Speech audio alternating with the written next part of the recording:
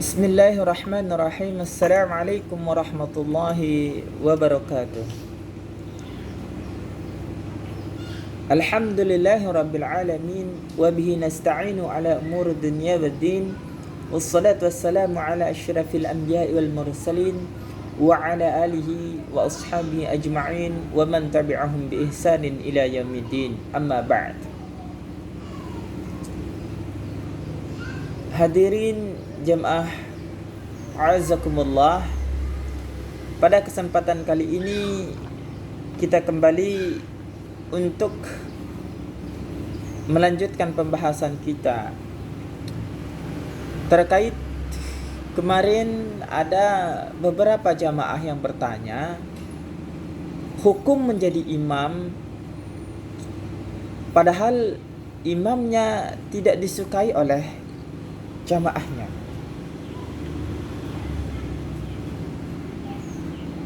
Dalam hal ini izinkan saya Al-Faqir menjawab pertanyaan ini. Tentunya berdasarkan pendapat-pendapat para ulama.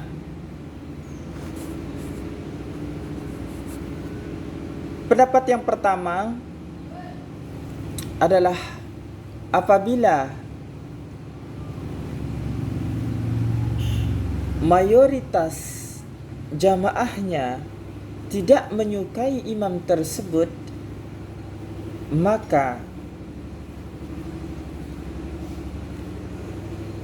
hukumnya adalah makruh. Terlebih lagi ketika diketahui oleh mayoritas jamaahnya bahwa imamnya itu adalah orang yang ahli maksiat atau orang yang fajir, maka jelas di sini hukumnya makruh. Sebagaimana kami kutip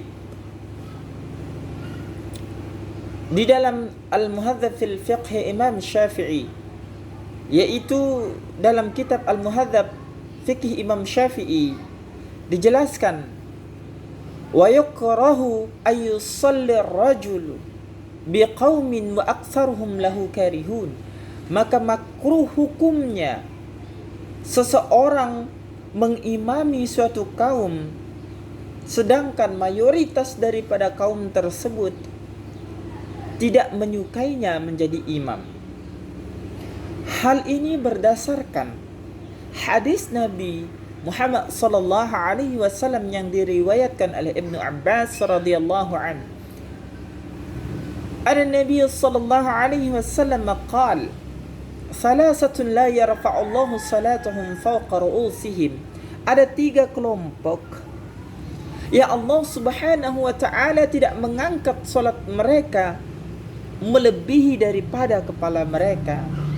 Fadzakara fihim, kemudian disebutkan salah satu di antara mereka adalah rajulan am qauman wahum lahu karihun, yaitu seorang yang mengimami suatu kaum padahal kaumnya tidak menyukai ia menjadi imam, maka hukumnya adalah makruh. Hal senada dengan hadis Nabi yang diriwayatkan oleh Abu Umamah Al-Bahili radhiyallahu anhu. An-Nabi sallallahu alaihi wasallam qaal: "Salasatun la tujawizu salatuhum adhanahum." Yaitu 3 kelompok orang yang tidak melewati telinga mereka, yang solat mereka tidak melewati telinga mereka. Yang pertama adalah al-abdul abiq hatta yarji', yaitu seorang hamba, seorang budak yang melarikan diri dari tuannya. Wa imra'atun batat wa zawjuha 'alaiha sakhitun, seorang wanita yang melewati malamnya sedangkan suaminya dalam keadaan murka. Wa imamu qaumin wahum lahu karihun, dan seorang imam dari sebuah jamaah sedangkan jamaahnya tidak menyukai ia menjadi imam,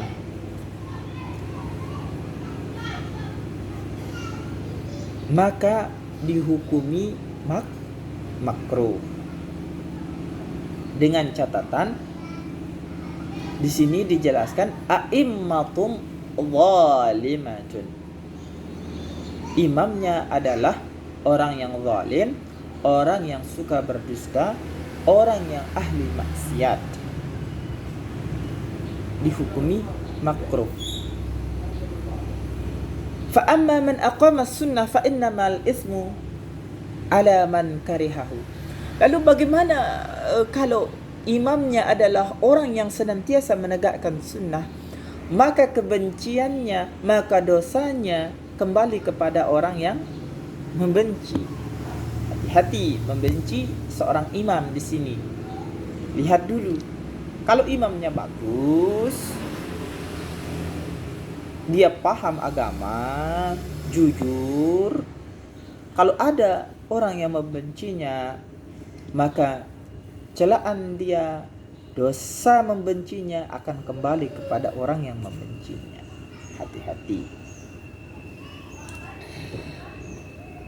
Hal ini serupa juga dijelaskan oleh Al-Imam Khattabi.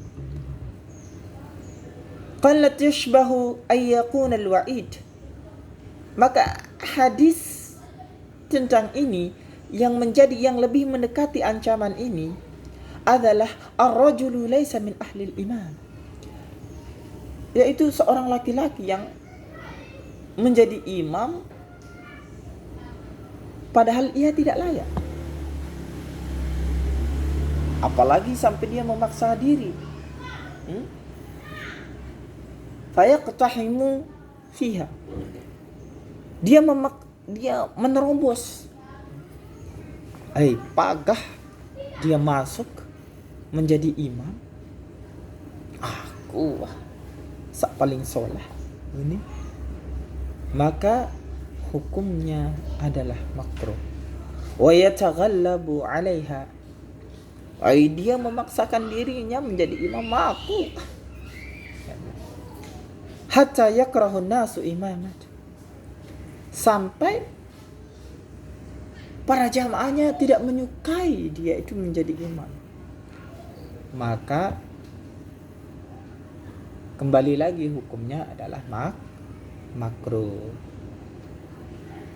Nah, berbeda lagi dijelaskan bagaimana kalau hanya sedikit yang membencinya. Berbeda lagi. Kalau sedikit yang membencinya, maka hukum dia mengimamnya tidak makruh. Terlebih apabila imamnya fa amma in kana mustahiqan li imamah, apabila imamnya itu mustahiqan atau berhak atau layak menjadi imam karena dia soleh, paham agama, jujur, tidak berdusta, fallaumu ala man karihadu, maka celaannya akan kembali kepada orang yang membencinya. Nah, di situ. Dan dijelaskan juga lebih lanjut di dalam Al-Muhadzab fi Fiqh al-Imam Syafi'i, fa in kana alladhi yakrahu aqal lam yakrah. Berbeda lagi apabila yang membenci imam tersebut cuma sedikit, maka tidak makruh. Tidak sedikit berarti orang tersebut dia taat, jujur, baik. Cuma sedikit yang membencinya. Nah, begitu. Maka ini dihukumi tidak makruh. Ayu ammahum, maka tidak makruh dia mengimami makmumnya. Li'anna ahadan la yakhlu mimma yakrahun. Karena seseorang itu pasti tidak akan terlepas daripada pembencinya. Jangankan kita sebagai manusia biasa, Rasulullah sallallahu alaihi wasallam saja yang bagaimana akhlaknya begitu luar biasa, wa kana khuluquhul Quran, itu dibenci oleh kaum kafir Quraisy. Jadi ini jawaban dari kami Apabila mayoritas pembencinya karena diketahui imam tersebut adalah ahli maksiat, maka hukum mengimami makmum itu adalah makruh. Dan apabila sedikit saja yang membencinya, terlebih imamnya itu aqama sunnah atau mustahiqan, maka jawabannya adalah tidak mengapa, tidak makruh. Ya. Mungkin ini saja yang dapat kami sampaikan. Al-haqqu minallah, kebenaran itu hanyalah milik Allah. Aqulu qawli hadza. Assalamualaikum warahmatullahi wabarakatuh.